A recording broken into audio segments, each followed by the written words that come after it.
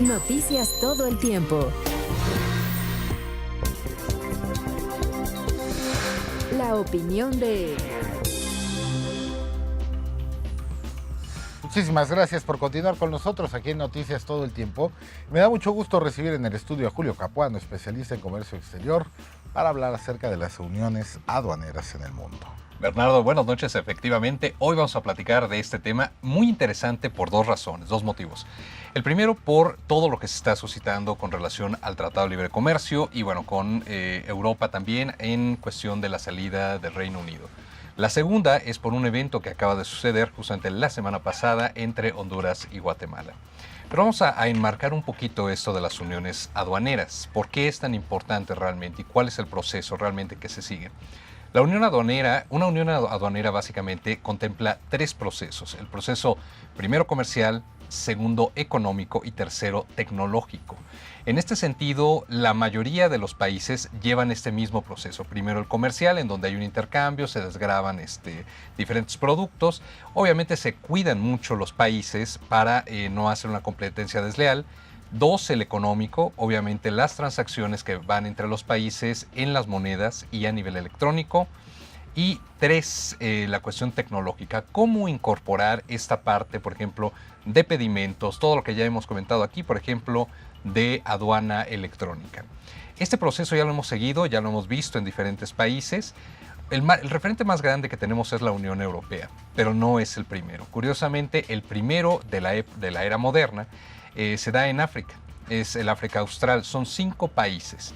Es muy interesante este fenómeno porque es el primero que funcionó y hasta el momento sigue funcionando de una manera adecuada sin contar con la tecnología más avanzada a nivel de pedimentos ni el intercambio económico en divisas. Esto es algo muy raro.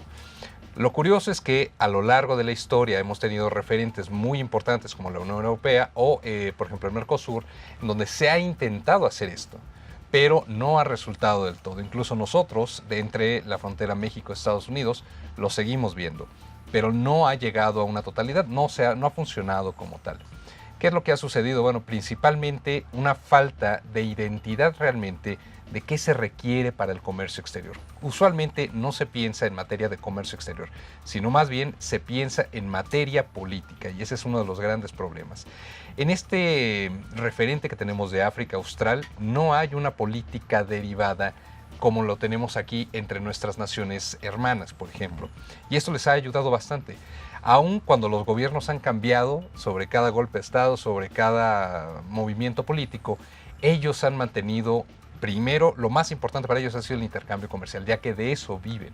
Entonces, lo primordial que le han dado un empuje es justamente el área comercial. No tanto el área económica, no tanto el área tecnológica. No así en otros países.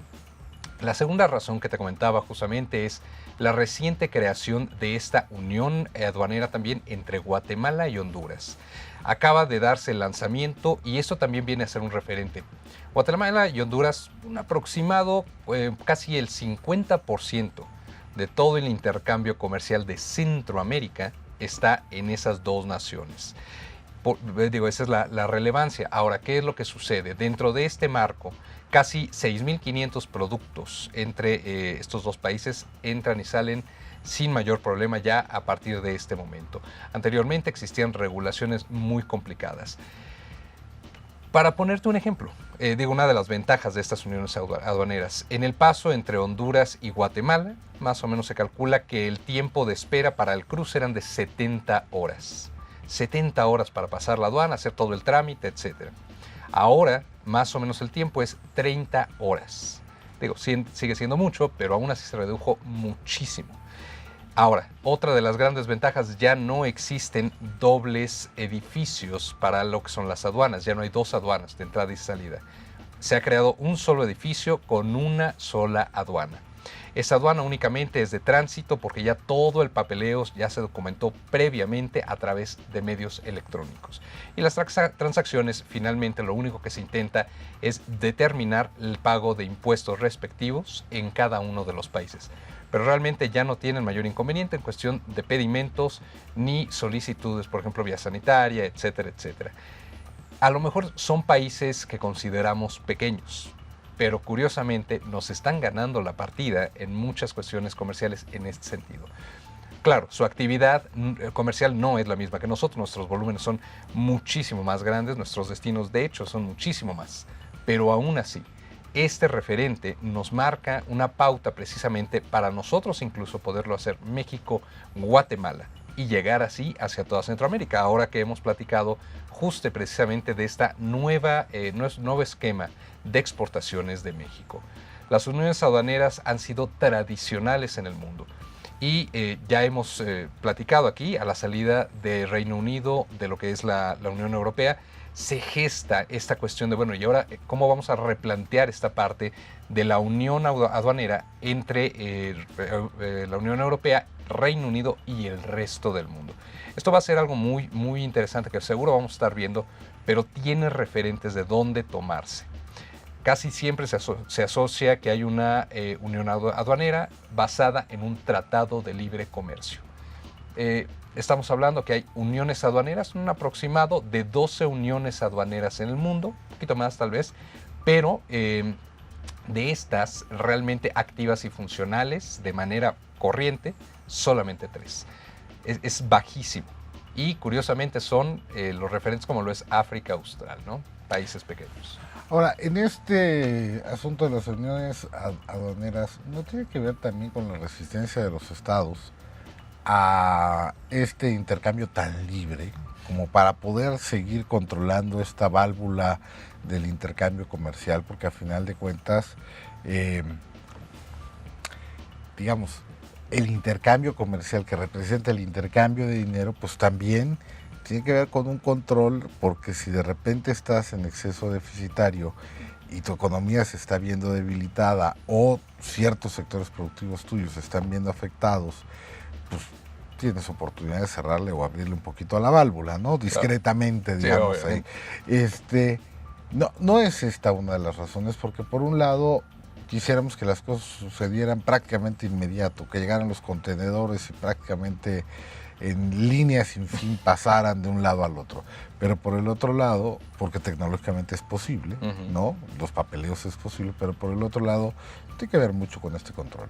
Sí, definitivamente, digo, lo hemos visto, ¿no? También debe de haber cierto control, incluso en estas uniones aduaneras de las que comento, hay controles específicos sobre ciertos segmentos.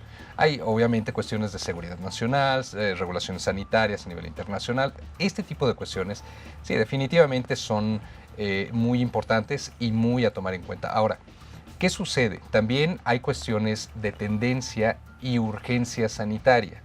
Eso también entra dentro de este tipo de uniones aduaneras. Lo vimos y lo vivimos nosotros hace ya algunos años, cuando en México, por ejemplo, tuvimos una contingencia de salud y no teníamos gel, por ejemplo, de manos, ¿no? Inmediatamente se abrió totalmente esa llave y se dejó entrar por un tiempo. Lo interesante fue que no se cerró la llave. Claro. Entonces se inundó el mercado. Actualmente, digo, en todos lados podemos encontrar ese tipo de productos, toallitas, etcétera, etcétera. Este tipo de regulaciones también vino, obviamente, a minimizar un poco el volumen que se hacía dentro de la empresa nacional. La mayoría de ese tipo de productos son de importación. Entonces, sí debe de haber una regulación, eso es seguro. Solamente que sí debe de haber políticas muy claras sobre qué sí y hasta cuándo. Julio Capuano, como siempre, muchísimas gracias por estar aquí. Recuérdanos tu Twitter. Claro que sí, Bernardo, es @CapuanoJulio y estaría tuiteando, de hecho, varias cuestiones, sobre todo en las siguientes semanas, de países de Europa en cuestión de comercio y negocios internacionales. Muchísimas gracias. Gracias, Julio. Gracias a ti.